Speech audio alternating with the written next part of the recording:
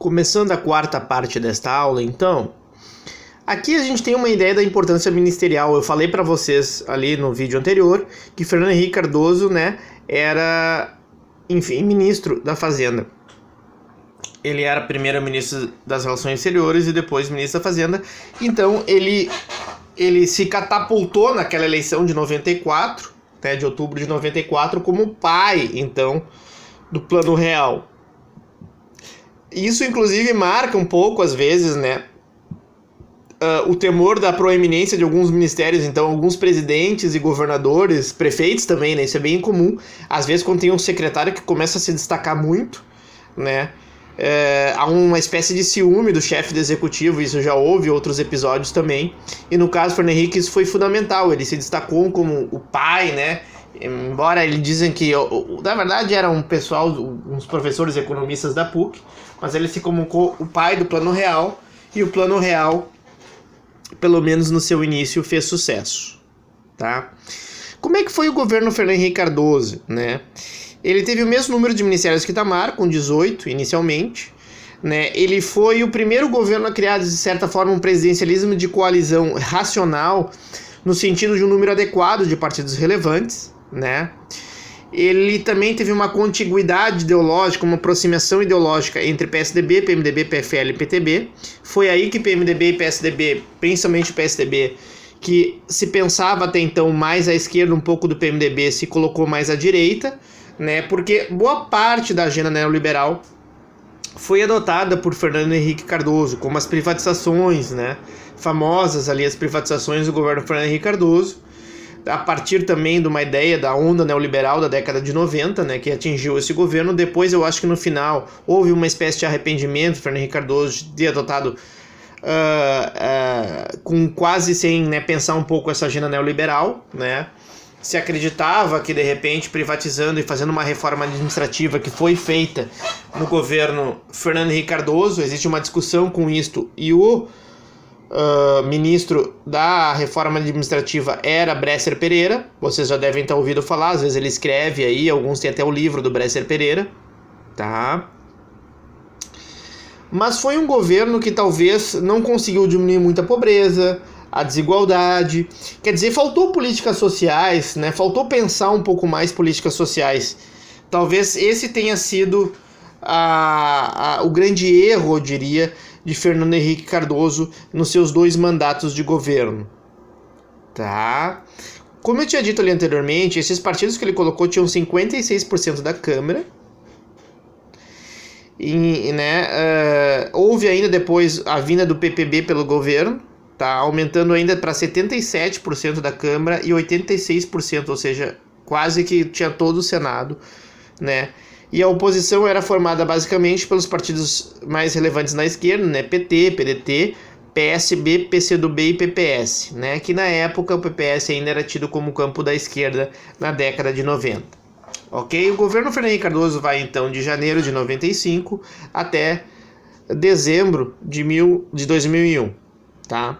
Há uma forte crise, então, chamada crise das bolsas asiáticas, a partir do final da década de 90, há um aumento do desemprego, há uma inflação que não... A inflação ela foi controlada comparativamente, aos anos anteriores ao real, porque antes nós estamos falando de inflação com mais de 1000% ao ano, depois nós estamos falando de inflação de 10%, de 15% ao ano, ok? Então o Fernando Henrique Cardoso, ele controla a inflação e a estabilidade monetária foi a grande bandeira do governo tucano. Mas algumas coisas não foram tão bem no final do seu governo, A taxa de juros subiu muito para manter ainda a estabilidade do Plano Real. Nós tivemos, então, a crise, até uma certa época do governo Fernando Henrique Cardoso, nós tínhamos a paridade R$1, $1. É a época dos 1,99, para quem já era nascido nessa época, inundou de 1,99 aí o país, porque era barato comprar essas bugigangas de fora, digamos assim. Tá, mas isso depois se desfez lá já pelos final da década de 90, início dos anos 2000, e aí o dólar ficou mais caro. Aí tem então a famosa eleição de 2002, que elege então a primeira vez um governo de esquerda ou pelo menos um partido de esquerda. Tomem esse cuidado, tá? Eu vou fazer essa referência já logo mais. O Lula, tá? Ele mudou, como eu tinha dito, ele pega um vice do PL, do Partido Liberal, né? Um vice, um empresário, que foi muito fiel ao Lula, inclusive, nesses 8 anos de governo Lula, o José Alencar, e já falecido, né?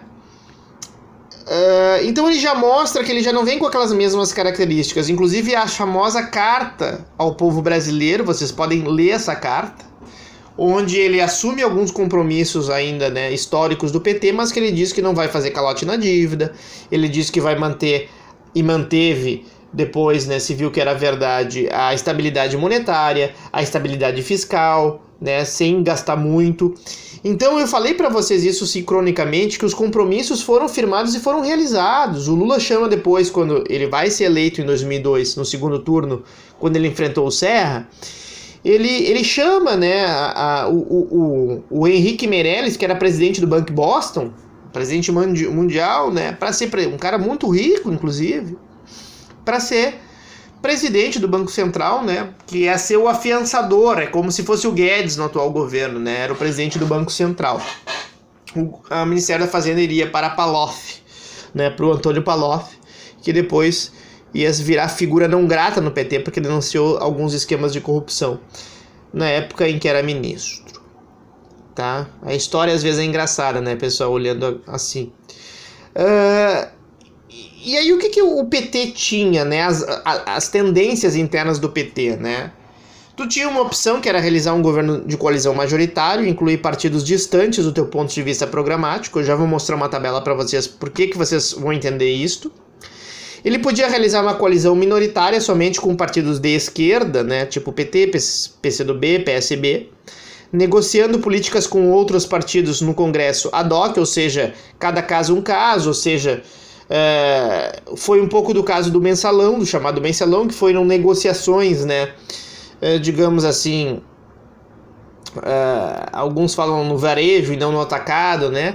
Foram negociações mais pontuais para aprovar inclusive a reforma da Previdência. Alguns queriam anular inclusive a reforma da Previdência, porque foi dito que foi com compra, né, desses partidos para votarem a favor da reforma da Previdência. Algo bem polêmico e tal, mas que o STF depois acabou julgando procedente e puniu alguns daqueles vinculados ao esquema do mensalão, né? Como o próprio ex-presidente Genuíno do PT, enfim, José Dirceu, e também o Delúbio, entre outras personalidades, né? E o Marcos Valéria, que era o operador, né? Então, claro que isso não se sabia, só ficou sabendo desse esquema em 2005, né? Mas em 2003, obviamente, teve negociações um pouco mais complicadas. Ou realizar uma coalizão minoritária e governar com movimentos sociais. Essa terceira parte, que era uma das ideias da DS, se eu não me engano, da democracia socialista, que é uma das correntes internas dentro do PT, era muito perigosa, tá, pessoal? Ela levaria talvez a uma radicalização, porque para fazer essa opção 3 aqui, tu precisava tentar implementar as políticas que são as bases desses movimentos sociais, que são às vezes mais radicais e mais à esquerda, só que tu tem um problema que um congresso que não ia aprovar várias políticas. Provavelmente, minha opinião, se tentasse fazer isto, o Lula não teria durado muito, teria sofrido o impeachment que nem o Collor, tá? Mas essa é uma opinião, claro que a história não foi assim que o PT fez, então a gente nunca vai ficar sabendo, ok? Como é que estava a bancada da Câmara dos Deputados em 2002? Vejam só, o PT era o maior partido com 91, mas abaixo dele eram todos os partidos que, em princípio, eram de oposição, que eram os governos que formavam a base do governo Fernando Henrique Cardoso. Vamos lá, PFL, 84 deputados, o PMDB com 74, o PSDB com 71, o PP, né, PPB na época com 49, PTB com 26, PL, que era daí o vice, né, presidencial, com 26, PSB com 22, PDT com 21 e outros 49, tá? Havia então uma dificuldade enorme, olhem os números, para o PT conseguir governar com um congresso avesso à presidência da República. Então, no final de 2003, o Lula convence, né, e chama o PMDB. Essa aliança PT-PMDB ela vai ser colocada, né, em prática no final de 2013, início de 2004, e aí começa a dar mais estabilidade, vem o PTB também, tá? Mais tarde o PB e outros partidos, ou seja, o Lula fez então a opção por uma coalizão majoritária, foi criticado por parte da esquerda, o PSOL criticou muito o PT no sentido de que o PSOL foi criado em 2003, para quem não lembra, a Luciana Genro, o Babá e a Heloísa Helena, tá, e outros deputados foram expulsos do PT, expulsos pela direção nacional do PT porque votaram contra a reforma da Previdência, né, e eles diziam que o PT tinha renegado seus ideais. Então é bom vocês frisar esse surgimento do PSOL, né, em 2003, ok?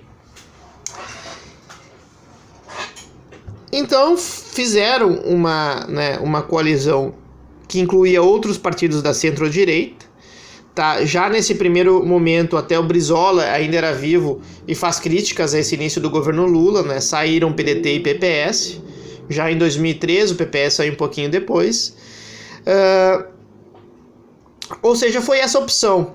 Isso é uma coisa interessante, tá, pessoal? O governo acabou sendo um governo do PT, na verdade um governo de centro, e não de esquerda como pensam muitas vezes. Por quê? Porque a coalizão que dava sustentação a esse governo era uma coalizão que muitas vezes tinha partidos no Ministério da Agricultura, por exemplo, como o PP, ao passo que a Marina, quando ainda era do PT, ela, por exemplo, era do Ministério do Meio Ambiente, né, que viviam se engalfinhando, né, que é a questão da regulamentação ambiental e tal, que hoje o governo atual apoia, então, as políticas pelo ministro Salles, né, que é o ministro do Meio Ambiente, porque geralmente é um ministro mais liberalizador, né, no sentido de fiscalização, no sentido de, né, não tanto cuidar do meio ambiente como era cuidado, por exemplo, por uma ministra como a Marina, né, quando era ministra no governo Lula.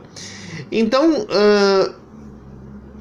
tem coisas interessantes a respeito dessa coalizão, muitas disputas, muitas discussões. Eu vivenciei esse momento histórico, eu estava na graduação, né, a decepção com alguns intelectuais com o PT, né, em se unir a eles, mas também não entenderam um pouco do jogo democrático, né, pessoal?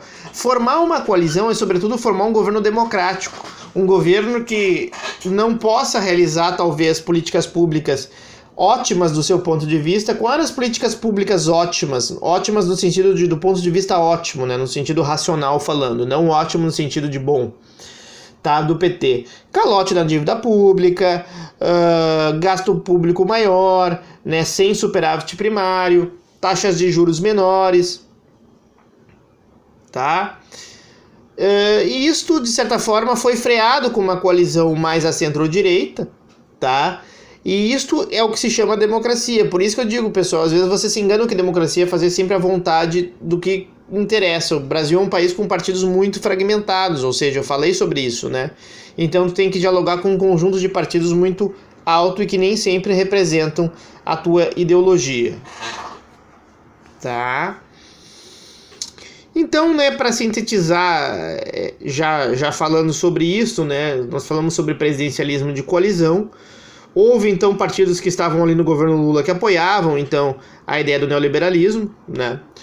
Nunca vou me esquecer do Roberto Jefferson falando isso claramente num discurso da CPI, né, do Mensalão, que apoiava o neoliberalismo, e por isso se juntou ao PT, porque o PT também apoiou uma parte da agenda neoliberal, freou as privatizações, é verdade, freou, fez políticas sociais de uma maneira um pouco mais, inclusive com marketing mais funcionando melhor, mas de certa forma o tripé econômico, a questão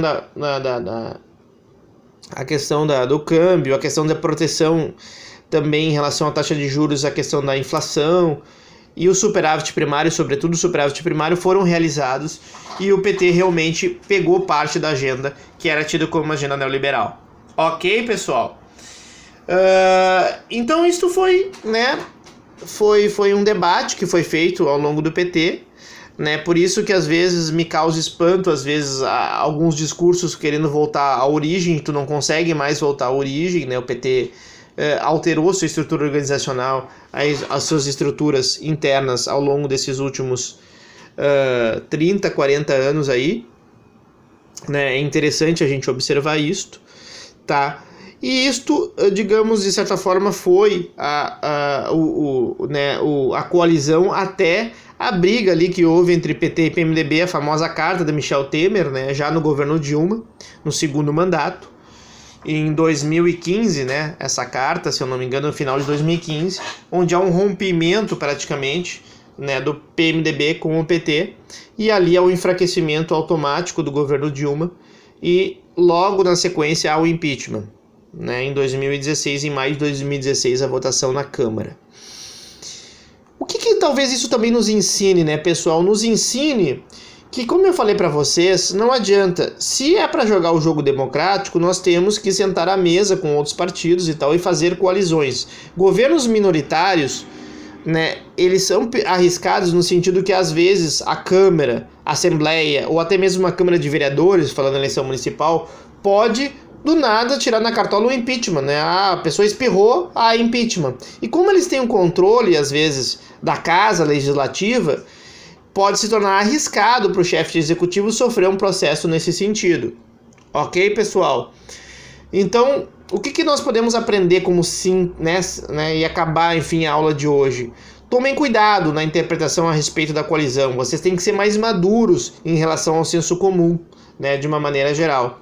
Né? Não esqueçam que é importante olhar para o legislativo, olhar para os partidos, essa composição.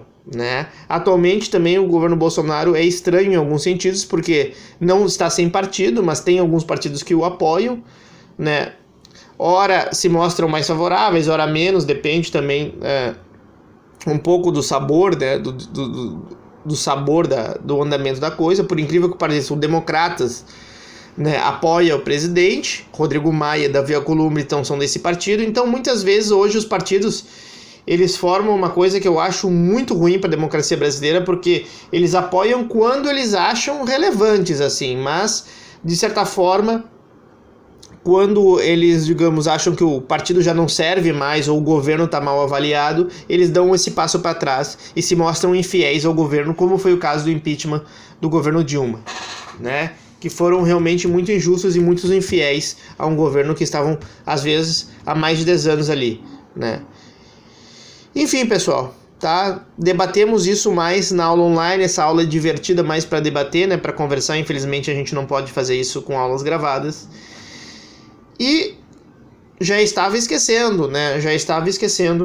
Enfim, pensar uma atividade para vocês, tá? Qual atividade que eu pensei para vocês é justamente, talvez, da mesma forma como eu falei para vocês a respeito da ditadura, fazer dentro desse período aí da redemocratização uma espécie também de resenha, né, de fala de 1985 até o período atual, do que vocês gostariam de destacar envolvendo essa questão de coalizões de governo, né? Pode ser governo Sarney, pode ser governo Collor, Fernando Henrique, Itamar, Lula, Dilma e até mesmo, por que não, Bolsonaro. Né? Então fazer isto, né, mas com a maturidade de já ter estudado a ideia de coalizão, né? Eu gostaria que vocês pensassem sobre isto, tá? Né? O que é a composição do governo e como é que dá essa relação de governo entre Congresso e Executivo, tá? Em algum momento desse período, tá? Vocês escolhem o governo. Ok, pessoal? Então, era isto. Forte abraço, vamos estudar!